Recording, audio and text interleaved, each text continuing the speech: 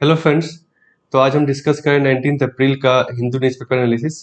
तो इसमें हम न्यूज़पेपर का इंपॉर्टेंट पार्ट जो है वो देखेंगे, इंपॉर्टेंट न्यूज आर्टिकल्स, और साथ ही साथ एडिटोरियल्स भी हम देखेंगे जो इंपॉर्टेंट एडिटोरियल्स हैं।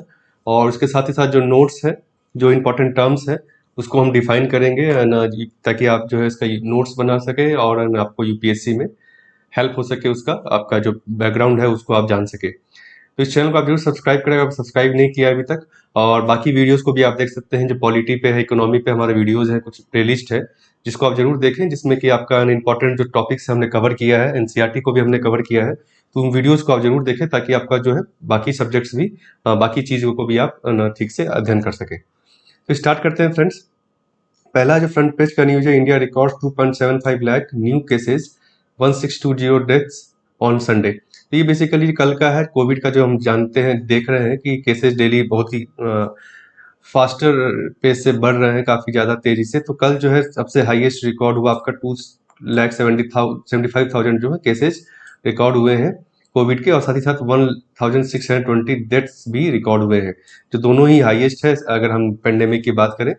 साथ ही साथ यहाँ पे जो एक मेजर चीज बताई कि ये आपका पॉजिटिविटी रेट भी जो है हाईएस्ट पे पहुंच गया है। ये जो आपका 13.5% हो गया है, जो कि अभी तक हमने नहीं देखा पेंडेमिक में हमारे। पॉजिटिविटी रेट मतलब कि हर 100 टेस्ट जितना परफॉर्म किया गया उसमें कितने टेस्ट जो है पॉजिटिव आए हैं, कोविड टेस्ट पॉजिटिव आए हैं। तो 100 टेस्ट में 13.5 टेस्ट जो है वो कस्टमर की पर्सन जो है पॉजिटिव आए हैं, तो इसीलिए पॉजिटिविटी रेट आपका 13.5% हो गया है। ये आप देख रहे हैं कैसे धीरे धीरे ये काफी स्टीप रेट में बढ़ रहा है। पहले जो था वो स्लाइड था, थोड़ा सा उतना हाई स्पीड नहीं था इंक्रीज का, अभी वो काफी स्टीप रेट है। तो इस पे आपको ध्यान देने की जरूरत है कि कोविड अप्रोप्रिएट बिहेवियर आप रखें, घर से बाहर ज्यादा ना निकले, अगर जरूरत ना हो तो ज्यादा ना निकले आप।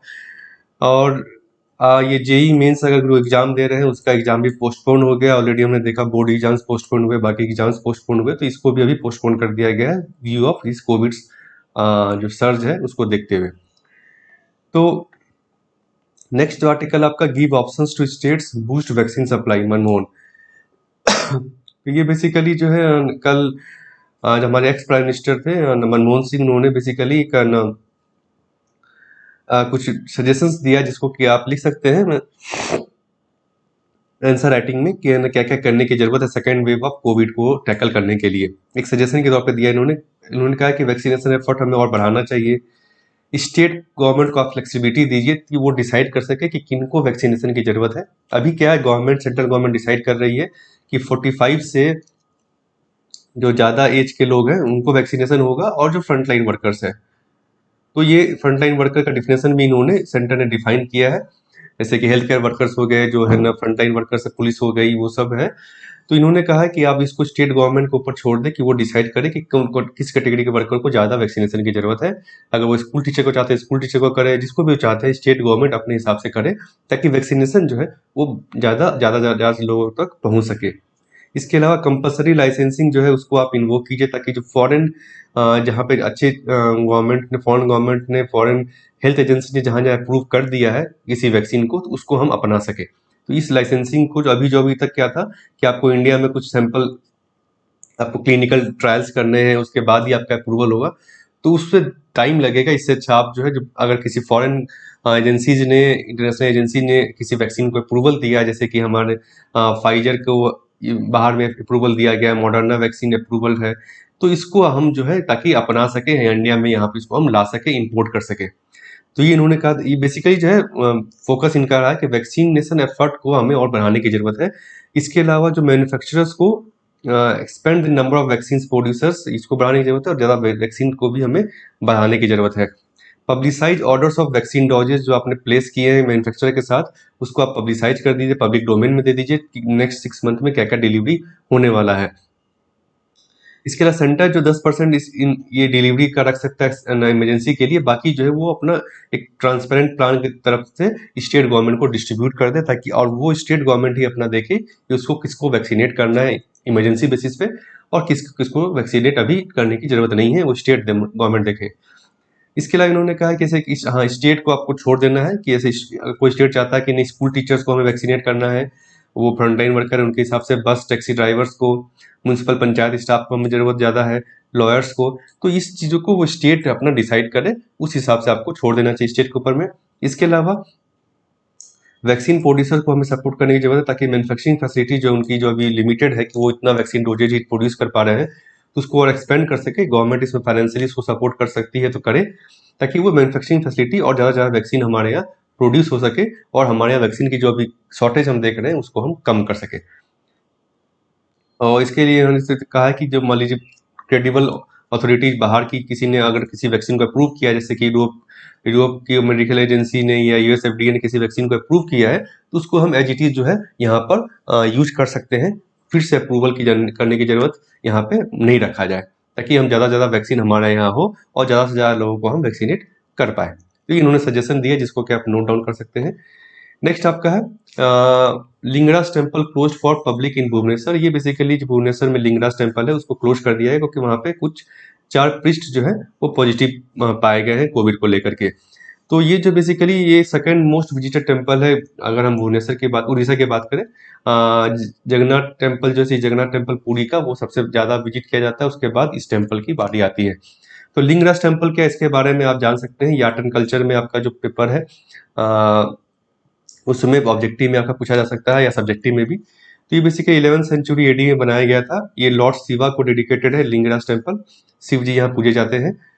इसमें जो ये बिल्ड बनाया गया था सोमेश्वर किंग यति वन ने इसको बनाया था, बिल्ड किया था। ये रेड स्टोन्स में बनाया गया है, और ये जो कलिंगा स्टाइल ऑफ आर्किटेक्चर आपने पढ़ा आर्ट एंड कल्चर में, different different style of architectures है। मतलब क्या इसका मतलब है कि कैसे से टेम्पल्स जो बनाए गए हैं हमारे देश में अलग अलग कोनों में, उनका एक अलग अलग स्ट्रक्चर है। मुगल आर्किटेक्चर है, कलिंगा है, नगाड़ा है, उड़िया स्टाइल है आपका, सोलंकी स्टाइल है। तो वो सारा जो ये जो आपका कलिंगा स्टाइल ऑफ आर्किटेक्चर में बनाया गया है, इस टेम्पल को नगड़ा स्टाइल के अंदर ये आता है। टेम्पल की बात करें तो उसको हम 4 सेक्शंस में बांट सकते हैं आर्किटेक्चर के हिसाब से। अगर हम बात करें तो एक है गर्भगृह, जिसको हम सेंक्टम सेंक्टोरम भी कहते हैं, मेन जहाँ पे डीटी रहते हैं। यज्ञ हॉल जहाँ प्रेयर का हॉल, भोग मंडप, हॉल ऑफ ऑफरिंग, एंड नृत्यशाला, हॉल ऑफ डांस। तो 4 पार्ट में इस टेम्पल को हम बांट सकते हैं। लिंगराज इज रिफर टू स्वयं भू, मतलब सेल्फ ऑरिजिनेटेड शिवलिंग है। यहाँ पर ये लाया नहीं गया, सेल्फ ऑरिजिनेटेड यहाँ शिवलिंग हुआ है। इसके अलावा यहाँ पे जो बिंदुसार लेक है, जिसके नॉर्थ में फ्लो करता है, नॉर्थ साइड में है इस टेम्पल के, ये भी इम्पोर्टेंट विजिट यहाँ लोग करते हैं। तो ये ऑब्जेक्टिव के व्यू से आपका पूछा सकता है कि बिंदुसार इसके नॉर्थ में कौन सा लेक है, या इसको किसने बनाया है, किस सेंचुरी में बनाया गया, कौन सा आर्किटेक्चर है। तो इसको आप जरूर ध्यान में रखें, नोट करके रखें। ये इसका पिक्चोरियल एक तरह से है आर्किटेक्चर का। ये कलिंगा आर्किटेक्चर से मैंने कहा, तो इसमें रेखा दूल है एवब जो साइन के ऊपर में है। यहाँ पे गर्भगृह हो गया आपका, जहाँ पे कि डीटी रहते हैं।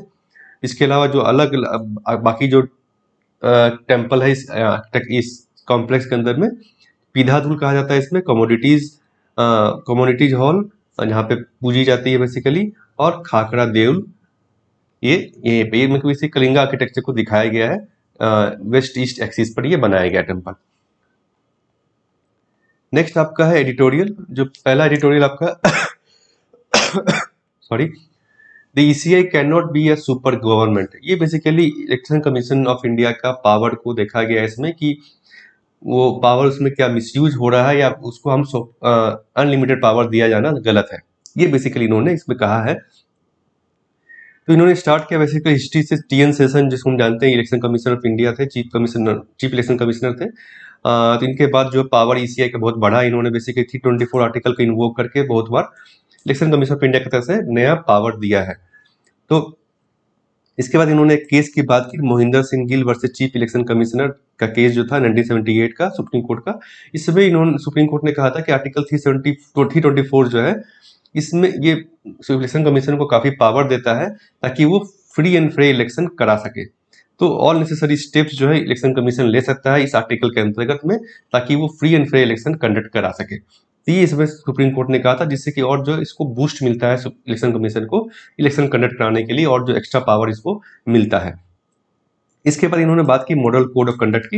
ये बेसिकली क्या है, ये हम सुनते हैं इलेक्शन के समय में, ये जो है गाइडलाइन है, सेट ऑफ गाइडलाइंस है, इसका कोई लीगल बैकिंग नहीं है। एक सेट ऑफ गाइडलाइंस है जो कि पॉलिटिकल पार्टीज हो गए, उनके कैंडिडेट्स जो उनके लिए, या गवर्नमेंट हो जहाँ पे इलेक्शन हो रहा है, स्टेट असेंबली इलेक्शन हो रहा है तो स्टेट गवर्नमेंट हो गया आपका, सेंट्रल गवर्नमेंट हो गई, उनके लिए कुछ गाइडलाइंस है कि आपको इलेक्शन के समय इसको पालन करना है ताकि free and fair election conduct किया जा सके। जैसे कि आपका हो गया कि आप है ना 48 आवर पहले तक ही वोट की कैंपेनिंग कर सकते हैं। आप जो है कुछ नई पॉलिसी या नए ऐसे फंड नहीं दे सकते हैं जो कि इलेक्शन को इन्फ्लुएंस कर सके। तो ये सब चीज़ें जो है आप कैश नहीं दे सकते हैं। आपका स्पीच जो है रिलीजियस वो सेंटीमेंट हेट करने वाला स्पीच नहीं हो। तो ये सारा सेट ऑफ गाइडलाइन जो है मॉडल कोड ऑफ कंडक्ट में दिया गया है जो जिसको सबको फॉलो करना है। तो ये बेसिकली गाइडलाइन जो कंसेंसस जो है पॉलिटिकल पार्टीज के बीच में बनाया गया था ये, और इसी को बार बार जो इलेक्शन कमीशन इसमें कुछ मॉडिफिकेशन लाता है। ये स्टार्ट कब हुआ था, ओरिजिन इसका अगर हम देखें तो केरला गवर्नमेंट के केस में 1960 में असेंबली इलेक्शन जब वहाँ पे हुआ था उस समय ये सेट ऑफ गाइडलाइंस आई थी। उसको बाद में जो 1981 के बाद जो इलेक्शन कमीशन ऑफ इंडिया ने इसको मॉडिफाई करते हुए इनको इम्प्लीमेंट किया है। Beside the code, election commission of India issues time to time instructions भी बहुत सारे डायरेक्शंस इशू करता है, क्लैरिफिकेशन इशू करता है ये कि कैसे इलेक्शन में कंडक्ट कराना है फ्री एंड फेयर इलेक्शन के लिए। Confusion about the extent and nature of powers which are available to ECI. तो बहुत सारा कंफ्यूजन है कि क्योंकि जो novel model code of conduct है इसका कोई लीगल बैकिंग नहीं है। क्यों नहीं है? तो इसको लीगल बैकिंग नहीं दिया जाना चाहिए, ऐसा इलेक्शन कमीशन ऑफ इंडिया ने भी इसका फेवर किया था कि इसको लीगल बैकिंग देने की जरूरत नहीं है। क्यों? क्योंकि अगर ये एक कानून का पार्ट हो जाएगा मॉडल कोड ऑफ कंडक्ट तो क्या होगा कि जितने भी मैटर्स है मान ली इन्फोर्समेंट ऑफ कंडक्ट इन्फोर्स करता है election commission of India code of conduct को, तो उसके अगर कुछ चैलेंज होगा तो बाद में कोर्ट में चला जाएगा, उससे कारण क्या होगा इलेक्शन जो है डिले होगा। अभी क्या है, अगर आपको मॉडल कोड ऑफ कंडक्ट का कुछ डायरेक्शन का या इलेक्शन कमीशन ऑफ इंडिया का डायरेक्शन होता है उसको आपको चैलेंज करना है, कुछ आपको इशू है तो आप इलेक्शन कमीशन ऑफ इंडिया को ही अप्रोच करते हैं, वो उसका बेसिकली उसको सॉल्व करता है। जैसा कि हम देखते हैं इलेक्शन के समय में अभी हम देख रहे हैं कि पॉलिटिकल पार्टी जो इलेक्शन कमीशन ऑफ इंडिया के पास जाती है अपना पिटिशन लेकर के कि हमें ये प्रॉब्लम है, उसको इलेक्शन कमीशन ऑफ इंडिया वहीं पे सॉल्व करता है, तो एडमिनिस्ट्रेटिवली वो सॉल्व हो जाता है। अदरवाइज कोर्ट अगर इसमें हम लीगल बैकिंग कर देंगे तो वो मैटर कोर्ट में चला जाएगा, तो उसमें अनड्यू डिले होगा। तो इसलिए इलेक्शन कमीशन ऑफ इंडिया ने कहा था कि इसको लीगल बैकिंग देना जरूरी नहीं है, सही नहीं होगा। लेकिन कुछ इश्यूज हैं, जैसे इन्होंने कहा कि अगर हम इलेक्शन सिंबल्स एक्ट ऑर्डर की बात करें तो इसमें कहा गया है कि अगर कोई पार्टी जो है मॉडल कोड ऑफ कंडक्ट को फॉलो नहीं करती है तो उसका हम सिंबल छीन सकते हैं, रिकॉग्निशन विड्रॉ कर सकते हैं। लेकिन जबकि model code of conduct he legally sustainable नहीं है, लीगल बैकिंग नहीं है, तो आप इसको कैसे इन्वोक कर सकते हैं एक दूसरे लीगल ऑर्डर को इशू करने के लिए। तो बेसिकली इन्होंने दो इश्यूज को यहाँ पे इस आर्टिकल में पॉइंट किया है इलेक्शन कमीशन ऑफ इंडिया के पावर को लेकर के। पहला जो इलेक्शन कमीशन ऑफ इंडिया करती है कि ट्रांसफर ऑफ सीनियर ऑफिसर्स का आप देखते हैं बहुत बार जब असेंबली इलेक्शन होता है या सेंट्रल इलेक्शन भी होता है तो वहाँ से ऑफिसर्स को बहुत बार ट्रांसफर पोस्टिंग किया जाता है, कुछ को अंडर अंडर पोस्टिंग कर दिया जाता है, उनको पोस्ट नहीं दी जाती है कि आपको इनको इलेक्शन रिलेटेड पोस्ट नहीं देना है। अगर कोई ऑब्जर्वर है, कोई आपका रिटर्निंग ऑफिसर है, इलेक्शन कमीशन ऑफ इंडिया को लगता है कि वो इलेक्शन को हैम्पर कर सकता है तो उसको हटा दिया जाता है। तो ये जो ट्रांसफर पोस्टिंग का पावर है, क्या ये इलेक्शन कमीशन ऑफ इंडिया को ये पावर है? ये पावर कहाँ से आता है? ये इन्होंने बेसिकली राइटर ने कहा है it is actually not clear whether ECI can transfer state government officer. ये क्लियर नहीं, कहीं पर लिखा नहीं गया है कि क्या ये इसको कोई ट्रांसफर कर सकता है अंडर आर्टिकल 324 या मॉडल कोड ऑफ कंडक्ट के अंतर में, क्या ये आता है ये पावर कि नहीं आता, इसका कहीं भी कोई रिटर्न नहीं है। Code does not say that when what ECI can do. It only contains guideline for candidate, political party and government. उसके अलावा आर्टिकल 324 की बात करें तो इसमें भी कुछ अनट्रम्ड पावर नहीं दिया गया इलेक्शन कमीशन ऑफ इंडिया की आप कुछ भी कर सकते हैं, ऐसा कोई पावर नहीं दिया गया है। तो ये जो ट्रांसफर करती है इलेक्शन कमीशन ऑफ इंडिया, क्या ये सही है कि नहीं, ये किस पावर के अंतर्गत इलेक्शन कमीशन ऑफ इंडिया के पास आता है? इसका मतलब अगर हम इस पावर की बात करें तो इलेक्शन कमीशन ऑफ इंडिया तो चीफ सेक्रेटरी को भी ट्रांसफर कर सकता है, पुलिस फोर्स को भी ट्रांसफर कर सकता है, तो एक एबडप्टमेंट आ जाएगा वहाँ स्टेट गवर्नमेंट के बीच में, क्योंकि ये पावर जो है स्टेट गवर्नमेंट के पास है, इसको इलेक्शन कमीशन ऑफ इंडिया को नहीं यूज करना चाहिए, ये इसमें कहा गया है। इस केस में भी इस केस में जो सुप्रीम कोर्ट ने कहा था कि ECI can draw power from article 324 only when no law exist which governs a particular matter. तो सुप्रीम कोर्ट ने कहा था कि 324 का power election commission of India use कर सकता है तभी जबकि वैसा कोई कानून अब समय ना हो, उस चीज से रिलेटेड कोई कानून अगर नहीं है तो इलेक्शन कमीशन ऑफ इंडिया अपना 324 को इन्वोक करके कुछ भी यूज कर सकता है फ्री एंड फेयर इलेक्शन कराने के लिए। लेकिन अगर कोई कानून है ऑलरेडी उसको फॉलो करना इलेक्शन कमीशन ऑफ इंडिया की भी जिम्मेदारी है। तो ये जो ट्रांसफर ऑफिशियल, ये तो ऑलरेडी जो आर्टिकल 309 में है, जो कि यूनियन के है, तो यूनियन गवर्नमेंट देखेगी, स्टेट गवर्नमेंट देखेगी। तो ये basically election commission of India कैसे इसको बाईपास कर रहा है, ये इन्होंने कहा है।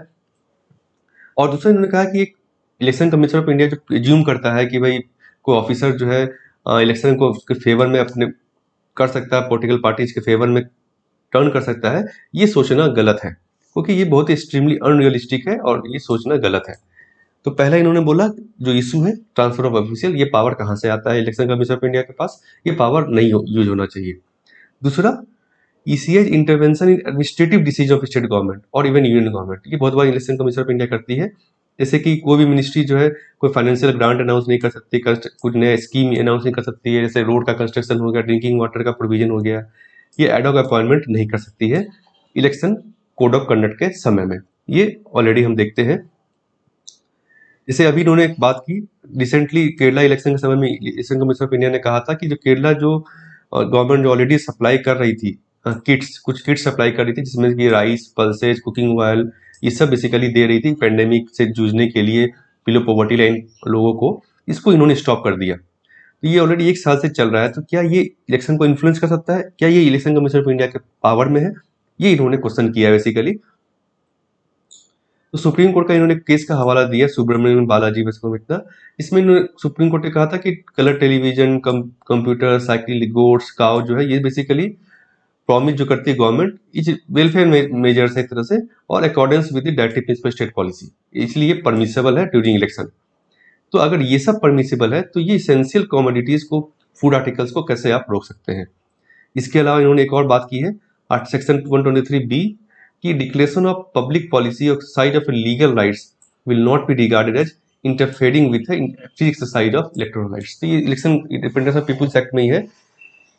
तो इस चीजों को रोकना भी सही नहीं है इलेक्शन कमीशन ऑफ इंडिया का। बेसिकली आप ओवर यूज कर रहे हैं पावर को, अपना मिस यूज कर रहे हैं। तो ये इन्होंने कहा बेसिकली 2 इश्यूज को लेकर के। तो no constitutional body is invested with unguided and absolute power.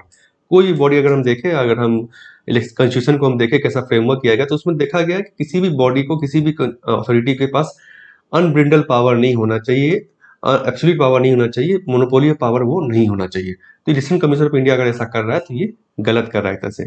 इसके अलावा इन्होंने जस्टिस SM फजाली का जो स्टेटमेंट दिया है एक केस के अंदर में, AAC जोस वर्सेस शिवम पिल्लई केस में, इसमें कहा था इलेक्शन कमीशन अगर अनलिमिटेड पावर लेता है अपने हाथ में, आर्बिट्री पावर लेता है, तो इसको जो पर्सन मान लीजिए जो देख रहा है, चीफ इलेक्शन कमिश्नर हो गया या जो भी देख रहे हैं, तो वो अगर उनका एक आइडियोलॉजी है तो वो ऑब्वियसली बात है कि उसको फेवर किया जाएगा इलेक्शन में।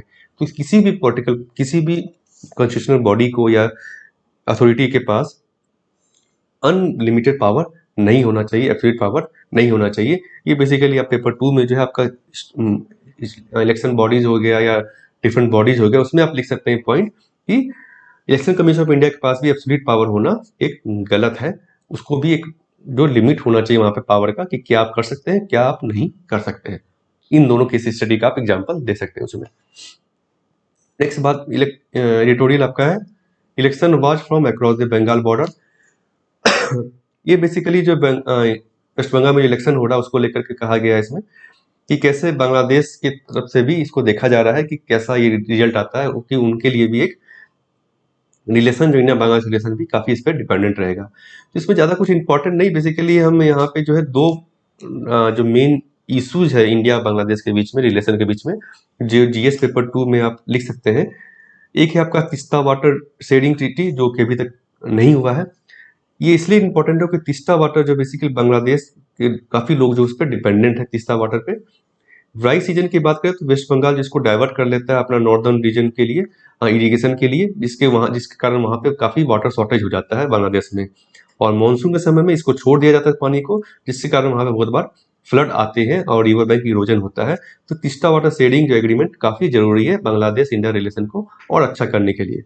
दूसरा जो है बेसिकली इससे और भी क्या होगा फायदा, कि बांग्लादेश अगर हम रिलेशन को, अगर हम एग्रीमेंट को साइन नहीं कर पाते हैं, तो सकता बांग्लादेश जो है चाइना की तरफ मूव कर सके, जिसने ऑलरेडी जो है एग्री किया है फंड करने का, 1 बिलियन जनरली $1 बिलियन फंड करेगी China Teesta river comprehensive management and restoration project के लिए।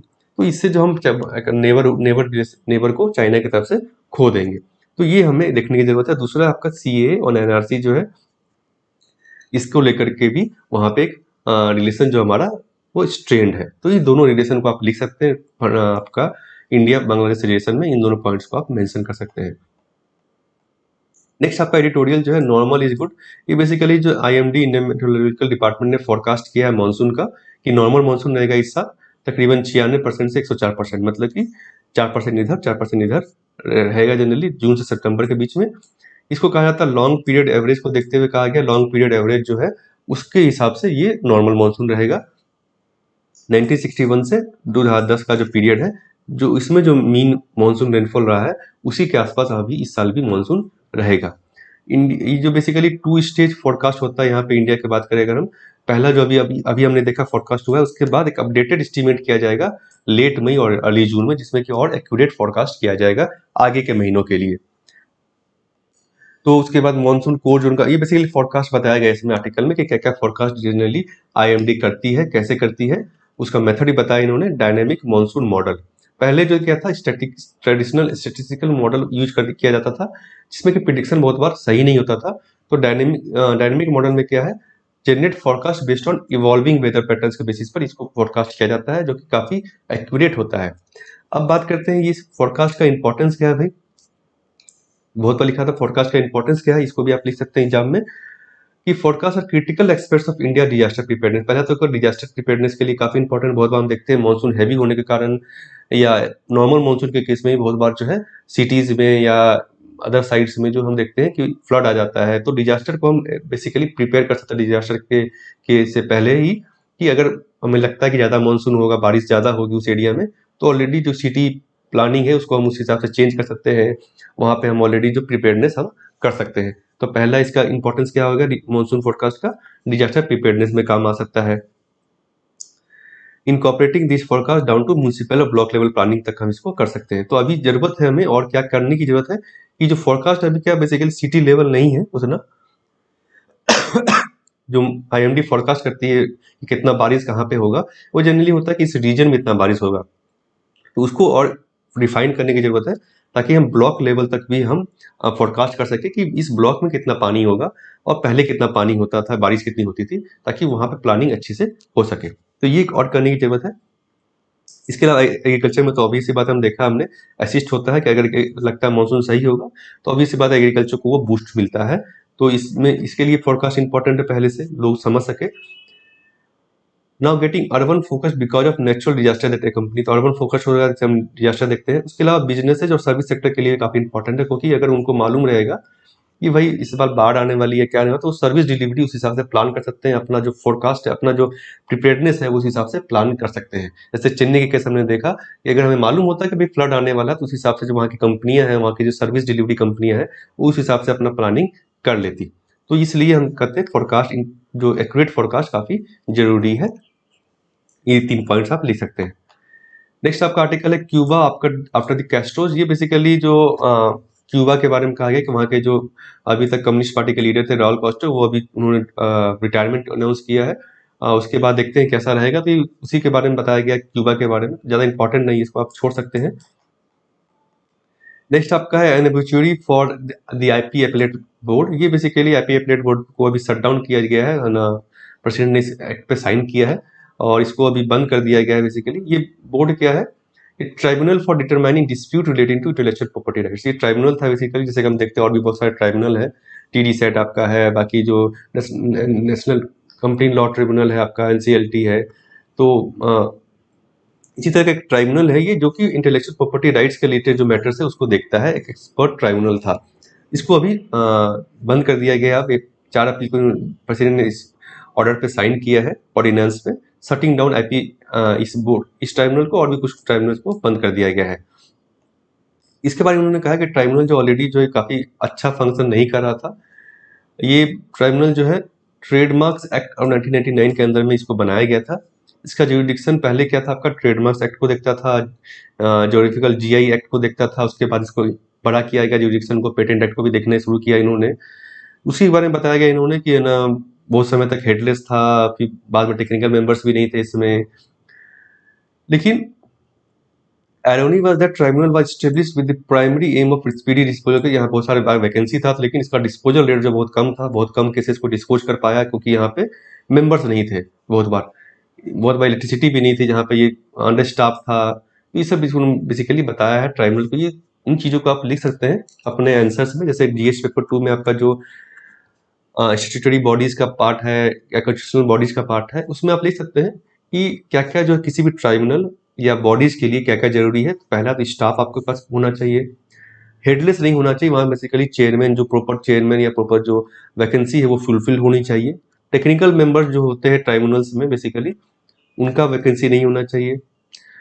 डिपॉजिट फंड होना चाहिए बॉडी के पास, ताकि वो जो है काम ठीक से कर सके। तो ये सब चीज़ें किसी भी बॉडी का, कॉन्स्टिट्यूशनल बॉडी हो या किसी भी अथॉरिटी हो, उसके लिए जरूरी है। तो किसी भी बॉडीज के केस में आप इन पॉइंट्स को मेंशन कर सकते हैं कि उसका परफॉर्मेंस कैसे इनहेंस किया जाए। इन चीज़ों को आप लिख सकते हैं किसी भी बॉडी के केस में। ये फंडिंग वहाँ उतनी नहीं है, या वहाँ पर टेक्निकल एक्सपर्टीज नहीं है, वहाँ पे मेंबर्स नहीं है, स्टाफ नहीं है, तो ये सब चीज़ों को आप लिख सकते हैं। तो आईपीएबी जो है, इसके बारे में और मैं बता दूं, ये बेसिकली 2003 में बनाया गया था। Ministry of commerce and industry के अंदर में ये आता था। इसका हेडक्वार्टर था चेन्नई में, और इसका बेसिकली और भी सर्किट बेंचेस थे मुंबई, दिल्ली, कोलकाता और अहमदाबाद में था। किस किस एक्ट को देखता था बेसिकली, इस बॉडी के अंदर में क्या क्या था। इंडियन ट्रेडमार्क एक्ट हो गया, जीआई एक्ट हो गया और पेटेंट्स एक्ट। इसको बेसिकली ये देखता था। इसके इन एक्ट के अंदर में अगर कोई आपको अपील करना है तो आपको हाई कोर्ट नहीं बल्कि यहाँ जाना होगा, इसके बाद आप हाई कोर्ट के पास जा सकते हैं। नेक्स्ट आपका जो एडिटोरियल है, इम्प्लीमेंटिंग ग्रीन कॉन्ट्रैक्ट्स। ये बेसिकली क्या है कि इन्होंने एक नया कंसेप्ट दिया है। ग्रीन कॉन्ट्रैक्ट हमें लाने की जरूरत है कॉमर्शियल स्पेस में, ताकि जो क्लाइमेट चेंज है उससे हम लड़ सके अच्छे से। तो ग्रीन कॉन्ट्रैक्ट है क्या, पहले तो इन्होंने कहा है रिफर्स टू कमर्शियल कॉन्ट्रैक्ट। जैसे नॉर्मल कॉन्ट्रैक्ट होता है, जैसे कि एक कंपनी दो कंपनी के बीच में, विच मैंडेट्स दैट कॉन्ट्रैक्टिंग पार्टी, जो दो पार्टीज है, 2 या 3 पार्टीज जो है, वो अपना green house gas emission cut करेगी at different stages of delivery of services. जैसे कि डिजाइन आप कर रहे हैं, मैन्युफैक्चरिंग हो गया, ट्रांसपोर्टेशन हो गया, ऑपरेशंस हो गया, वेस्ट डिस्पोजल हो गया। तो हर स्टेज में जो पार्टीज है जिन्होंने ये कॉन्ट्रैक्ट साइन किया है, वो जो है ग्रीन हाउस गैस इमिशन कम करेगी, ताकि वो क्लाइमेट चेंज पे असर ना पड़े। ये इसको कहा गया ग्रीन कॉन्ट्रैक्ट। इन्होंने कहा ग्रीन कॉन्ट्रैक्ट को हमें अब मेन स्ट्रीम में लाने की जरूरत है। जो भी कॉन्ट्रैक्ट साइन हो रहा है, बिड कर रहे हैं या गवर्नमेंट कॉन्ट्रैक्ट दे रही है, उनमें हमको ग्रीन कॉन्ट्रैक्ट का कंसेप्ट लाने की जरूरत है। यही इन्होंने बेसिकली कहा है। क्या होता है ये हमने देखा। तो बिडिंग स्टेज पे हम इसको स्टार्ट कर सकते हैं। ग्रीन टेंडर, टेंडर नॉर्मल होता है, उसको इन्होंने ग्रीन टेंडर कर दिया। ग्रीन टेंडर मतलब जिसमें कि हम ऐसे ऑब्लिगेशंस को रख सके कि भाई आपको ये ग्रीन हाउस गैसेस इमिट जो है इतना लेवल तक ही आप कर सकते हैं। उसमें हम ग्रीन क्वालिफिकेशन रखेंगे। जैसे कि ग्रीन क्वालिफिकेशन क्या हो गया कि आपको pre defined percentage of green energy आपको यूज करना है सर्विस डिलीवरी केस में। ये क्वालिफिकेशन रखेंगे। जो जो इस क्वालिफिकेशन को क्राइटेरिया को फुलफिल करेगा वो ही बिड कर पाएगा, वही उसी को हम टेंडर देंगे। तो ये बेसिकली उन्होंने यही चीज कहा है कि इन चीजों को हमें मेन स्ट्रीम जो टेंडर डॉक्यूमेंट होता है उसमें हमें लाने की जरूरत है। ऑन साइट वेस्ट मैनेजमेंट होना चाहिए आपका, कार्बन इमिशन आपको रिड्यूस करना है। उसके बाद जब बीडर चूज हो गया आपका, आप ग्रीन ऑब्लिगेशंस को डिटेल में आप पढ़ें, डिटेल में रखें उसमें ग्रीन कॉन्ट्रैक्ट में। In day to day operations में जैसे कि आपको नॉइज रिड्यूस करना है, एयर वाटर पॉल्यूशन आपको रिड्यूस करना है, eco friendly means of transportation like bicycles on site. आपको जैसे होता है साइट में आप देखते हैं बड़ा साइट्स होता है तो गाड़ी आप यूज करते हैं, नहीं आप बाइसाइकिल यूज कीजिए ताकि ग्रीन हाउस गैस इमिशन कम हो सके। सस्टेनेबल वेस्ट मैनेजमेंट आपको करना चाहिए। तो ये सब चीजें आप जो है बेसिकली उन्होंने कहा है कि कैसे हम ग्रीन इमिशंस को, मतलब कि ग्रीन हाउस गैस इमिशन को कम कर सकते हैं कॉन्ट्रेक्चुअल ऑब्लिगेशन में ही डाल करके। तो इसके अलावा ये तो क्राइटेरिया में डाल दिया। उसके अलावा मेजरमेंट ऑडिट, क्राइटेरिया ऑडिट भी हमें इस पर रखना चाहिए ताकि हम देख सके कि ऑब्लिगेशन को फुलफिल किया जा रहा है कि नहीं किया जा रहा है। अगर परफॉर्मेंस नहीं हो रही है तो हम पेनल्टी प्रोविजन भी रखना चाहिए उसमें अंदर में।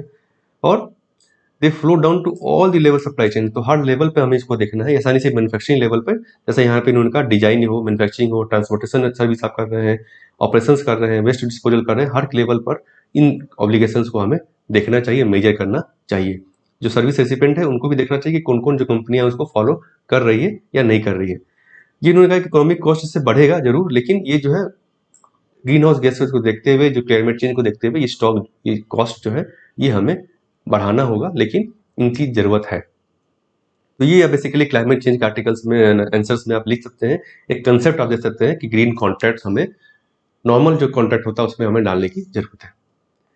नेक्स्ट आपका आर्टिकल, जो editorial and inclusive public sphere, इन्होंने ज़्यादा कुछ खास इंपॉर्टेंट नहीं है। बेसिकली जो अमेरिका में एक सर्वे हुआ है जर्नलिस्ट को लेकर के, मीडिया में जो प्रिंट मीडिया में बेसिकली जो लोगों का ट्रस्ट है वो डिक्लाइन हो रहा जा रहा है, तो उसका इन्होंने उसी का बेसिकली बताया। इन्होंने ज़्यादा कुछ खास इंपॉर्टेंस में नहीं है, इसको आप छोड़ सकते हैं। नेक्स्ट आपका आर्टिकल है bat with sticky disc found in Meghalaya. तो ये जो एक नया बैट का स्पेसीज देखा गया है मेघालय में, फर्स्ट बैम्बू ड्वेलिंग बेट्स, जिसके पास स्टिकी डिस्क है। Taking the species of flying mammals count in country 130। तो हमारे यहाँ जो फ्लाइंग मैमल्स का जो काउंट है, फ्लाइंग मैमल्स का 130 हो गया है। तो ये कहाँ पाया गया है? बेसिकली मेघालय में लैलार्ड एरिया में, जो कि नुंगिलिम वाइल्ड लाइफ सेंचुरी के पास पड़ता है। तो यहाँ पे इसको पाया गया है। तो बैट स्पेसीज काफी बार न्यूज में आता है, तो इसके बारे में थोड़ा आप जान ले। ये लार्जेस्ट मेमेलियन ग्रुप है, आफ्टर रोडेंट्स के बाद ये लार्जेस्ट मेमेलियन ग्रुप है, जिसका तकरीबन 1300 स्पेसीज जो है पाया जाता है। हर अंटार्कटिका छोड़ के हर कॉन्टिनेंट में इसका है। ज्यादातर वैरायटी इसकी साउथ एशिया में पाई जाती है।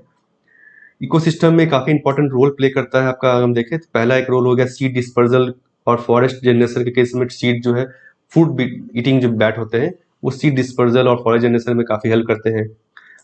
इंपॉर्टेंट पॉलिनेटर है, वो फ्लावर ईट करते हैं, फ्लावर नेक्टर फ्लावर, उसमें बेसिकली पॉलिनेटर्स भी काफी इंपॉर्टेंट है ये बैट्स। वो सारे बैट्स इंसेक्टिवोरस होते हैं, इंसेक्ट्स को खाते हैं। तो इससे क्या होता है, जो इंसेक्ट जो हमारे एग्रीकल्चर को हार्म करते हैं, तो उसका बेसिकली उसको भी खा के खत्म कर देते हैं। तो क्रॉप प्रोडक्टिविटी हमारी एक तरह से कैसे इंक्रीज करने में मदद करते हैं। और बैट्स का ड्रॉपिंग होता है जो वो ऑर्गेनिक इनपुट की तरह काम आता है सॉइल्स में और न्यूट्रिएंट ट्रांसफर करता है। तो ये इंपॉर्टेंट जो है रोल जो बैट, आप इसमें लिख सकते हैं क्या इंपॉर्टेंट रोल है बैट्स का, पॉजिटिव रोल क्या है बैट का। तो फ्रेंड्स ये था आज का हिंदू एनालिसिस। होप आपको अच्छा लगा हो। जरूर आप इसको लाइक करें और शेयर करें अपने फ्रेंड्स के साथ, और चैनल को सब्सक्राइब करना मत भूलें। सब्सक्रिप्शन बटन आपको यहाँ दिख जाएगा और नीचे भी आपका सब्सक्राइब बटन दिख जाएगा। उसके बाद आप बेल नोटिफिकेशन आएगा, बेल नोटिफिकेशन आप दबाएं। और बाकी वीडियोज भी हैं, हमारा पॉलिटी को लेकर के है, आपका इकोनॉमिक्स को लेकर के है, और एनसीईआरटीज भी है जो हमने डिटेल में कवर किया है। तो इस सबको आप वीडियो को आप जरूर देखें प्लेलिस्ट में जाकर के, प्लेलिस्ट का सेक्शन में जाकर के आप इन वीडियो को देखें, जब आपको काफ़ी हेल्प करेगा। तो फ्रेंड्स आप इसको मुझे सोशल मीडिया पे भी फॉलो कर सकते हैं। Thank you friends.